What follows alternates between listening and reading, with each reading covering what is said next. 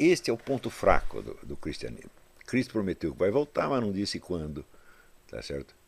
Então, vamos dizer, por mais cristão que você seja, esta é uma situação difícil de aguentar, porque ela tira de nós imediatamente toda esperança de um melhoramento das coisas neste mundo. Aqui nos Estados Unidos e um pouco por toda parte, a gente vê inúmeros livros de autores cristãos conservadores que tentam diagnosticar a crise do Ocidente, especialmente o fenômeno da descristianização da América, né? E isso é uma bibliografia interminável, são milhares e milhares de livros que a gente só pode então conhecer por amostragem. Não é possível ler todos, mas por amostragem, assim, um pouco randômica, você fica sabendo quais são as ideias que circulam nesse meio. E os tópicos que sempre são abordados são, evidentemente, o iluminismo do século XVIII, que desembocou na Revolução Francesa e, em parte, também na Revolução Americana, e que seria o inaugurador de uma ideologia que o pessoal aqui chama de humanismo secular ou humanismo ateu. Então, com o humanismo ateu começa toda a conversa, que daí vem a Revolução Francesa, o positivismo, o marxismo e toda uma série de movimentos ideológicos que atualmente culminam em gaysismo, abortismo, feminismo, direitos dos animais, etc, etc, etc. Então, a linha de influências causais que eles investigam consiste de movimentos ideológicos, de formulações ideológicas ou discursos ideológicos que teriam ido se espalhando pela sociedade e conquistando os corações e mentes. Esse é um método de investigação que eles usam. Eles pegam o conteúdo das ideias, veem que esse conteúdo é francamente anticristão, há pelo menos três séculos, e veem que esse tipo de influência vem crescendo, crescendo, crescendo. Acontece aí um pequeno problema. Então, em primeiro lugar, o iluminismo ele não influenciou só a Revolução Francesa, mas ele influenciou decisivamente a Revolução Americana, e ele é um dos responsáveis pela ideologia dos Founding Fathers. Portanto, se você vai jogar as culpas no iluminismo, você vai ter que distinguir entre dois iluminismos. Tem um bonzinho e um malvado, e isto evidentemente, é um problema muito difícil de resolver.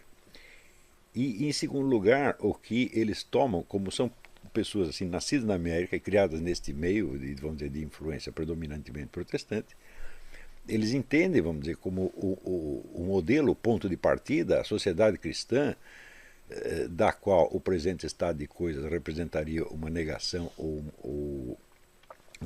uma contestação ou uma decadência.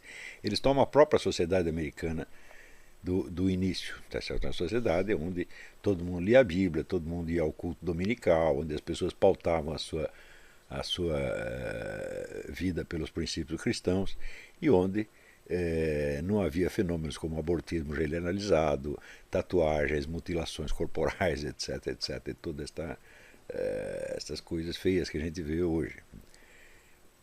Acontece que esta sociedade já surgiu numa etapa avançada do movimento revolucionário mundial. Então, ela própria traz em si alguns elementos revolucionários contra os quais ela mesma então se torna indefesa. E, em segundo lugar, é preciso ver que todos esses movimentos ideológicos, né, o iluminismo, a Revolução Francesa, o marxismo, etc., etc., eles têm uma grande variedade, uma grande diversidade de discurso ideológico, uma grande diversidade de conteúdos. Tá certo? Quer dizer, se você pegar só dentro do marxismo, o marxismo evoluiu, vamos dizer, desde o primado do econômico no tempo do Karl Marx até, vamos dizer, a fórmula do Ernesto Laclau de que a propaganda revolucionária cria a classe que lhe interessa. Tá certo? Portanto, nós já temos aí uma crença no primado das ideias, no primado da propaganda sobre a estrutura econômica real da sociedade, sem contar o historiador inglês E.P. Thompson, que é um marxista e que chegou à conclusão de que é impossível você definir uma classe social, você distinguir uma classe social só por um critério econômico. Existem elementos culturais, ideológicos, religiosos, morais, tudo misturado, o que significa que resulta em dissolver o conceito de classe, que é básico no marxismo. Isso para você ver quanto um movimento ideológico pode mudar ao longo do tempo. Tá certo? Então você falar em marxismo está errado, existem marxismos, milhões de marxismos diferentes. E isso se você pegar só uma dessas correntes. Se você pegar as outras, então elas variaram muito mais. Por exemplo, nós podemos lembrar que praticamente o fundador da ideia da revolução sexual, que foi Wilhelm Reich, né, o psiquiatra alemão, ele estava seguro de que o homossexualismo era uma doença gravíssima que só existia no capitalismo e que quando viesse o socialismo, o homossexualismo iria dissolver. Passados 70, 80 anos, o homossexualismo é a ponta de lança do movimento revolucionário. Você vê, então, a variedade que existe é muito grande. E essa variedade nos mostra claramente que não é possível você identificar, vamos dizer, a unidade deste processo através do conteúdo dos discursos revolucionários. Então foi por isso que anos atrás me surgiu a ideia de ver se não havia uma unidade no plano da forma, isso é, da lógica interna do movimento revolucionário. Né?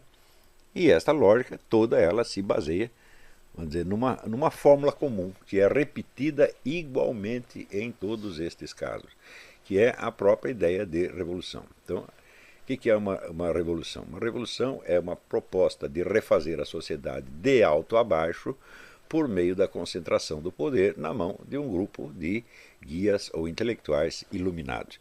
Isto é comum a toda esta gente.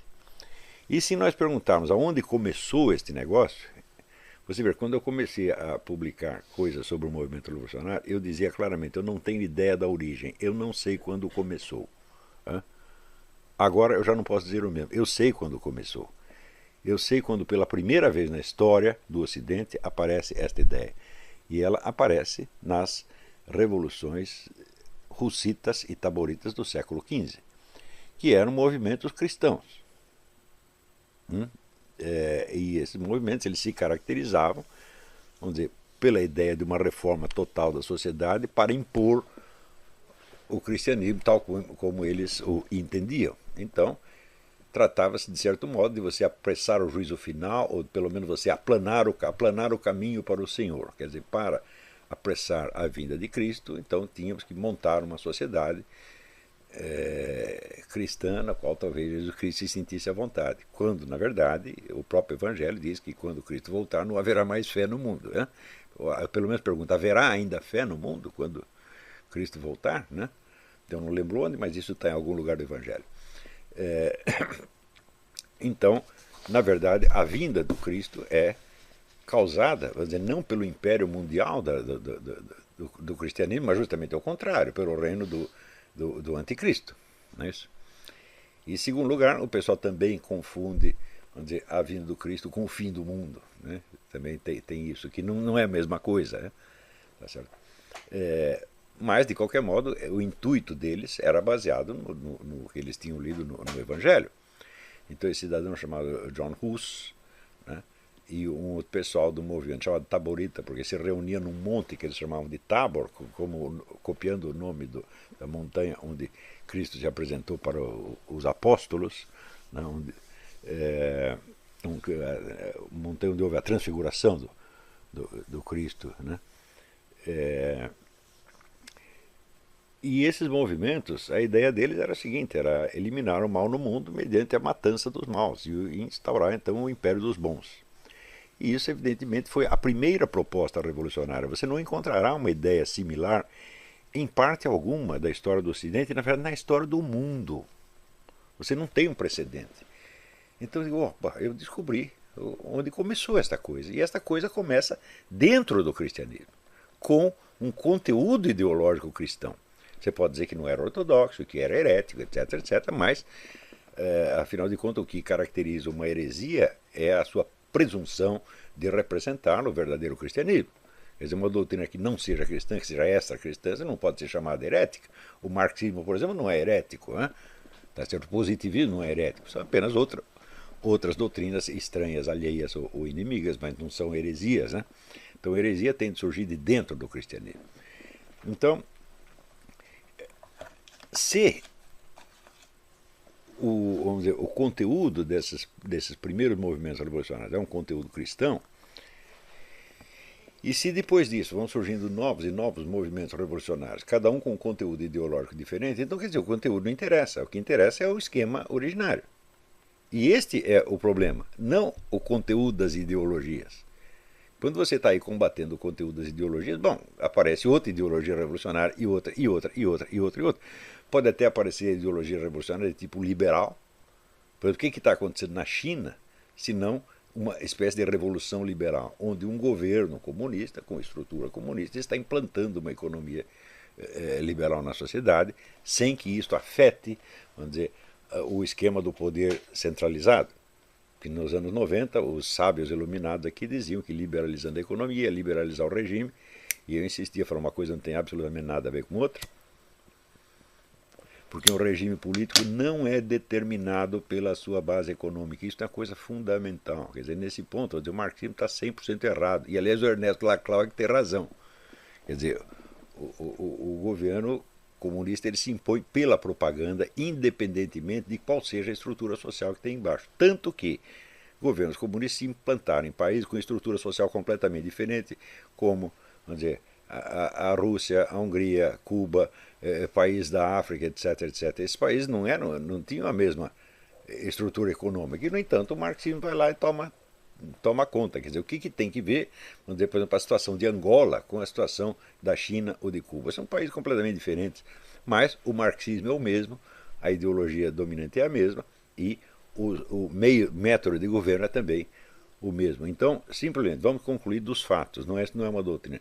Não há conexão identificável entre a estrutura econômica da sociedade e a forma de governo que um grupo iluminado implanta nela. Então, não quer dizer que não haja relação, mas não há conexão causal identificável. Né? Então, isto quer dizer que o cristão que tenta diagnosticar a situação atual com base apenas na ideia do humanismo ateu, ele está se esquecendo de que a coisa surge não fora e contra o cristianismo, mas de dentro do cristianismo. Né? Portanto, deve haver algum ponto em que o próprio cristianismo ele é, por sua própria natureza, vulnerável a essas coisas. E o ponto onde ele é vulnerável é exatamente a segunda vinda de Cristo, que é uma coisa que ninguém sabe, e o próprio Cristo diz que não sabe. Né? Porque pelo menos ele diz que não sabe quando é a data do fim do mundo. Né? Então, isso quer dizer que todo o universo cristão ele se funda num ponto que nós ignoramos, que nós não sabemos, e sobre o qual não temos nenhum controle. E, onde quer que a situação social, econômica, moral, etc., se torne opressiva ao nível do insuportável, tá certo? Então as pessoas começam a querer o fim do mundo ou querer a segunda vinda do Cristo já. Então, esse, de certo modo, é a tentação permanente. E isto surge, veja, o movimento revolucionário surge no século XV, mas a ideia de que a vinda do Cristo é para o dia seguinte surgiu no quê? No dia seguinte da morte de Cristo. A primeira geração de cristãos tinha uma discussão enorme sobre isso, e o próprio São Paulo Apóstolo ele não sabe direito o que pensar a esse respeito. Né? Ele não está entre os que esperam a vinda do Cristo no dia seguinte, mas ele também não contesta isto francamente. Quer dizer, havia um imenso ponto de interrogação que está aí presente ainda. Então, vamos dizer, este é o ponto fraco do cristianismo. Cristo prometeu que vai voltar, mas não disse quando. Tá certo? Então, vamos dizer, por mais cristão que você seja, esta é uma situação difícil de aguentar, porque ela tira de nós, imediatamente, toda esperança de um melhoramento das coisas neste mundo. E, na verdade, não é possível você ser cristão e ter alguma esperança desse melhoramento. A ideia de um mundo melhor é uma das ideias mais anticristãs do mundo. Se você é cristão, você tem que entender, o mundo nunca vai melhorar, nunca. Você pode consertar uma coisinha aqui, mas você cria outro problema lá, é sempre assim.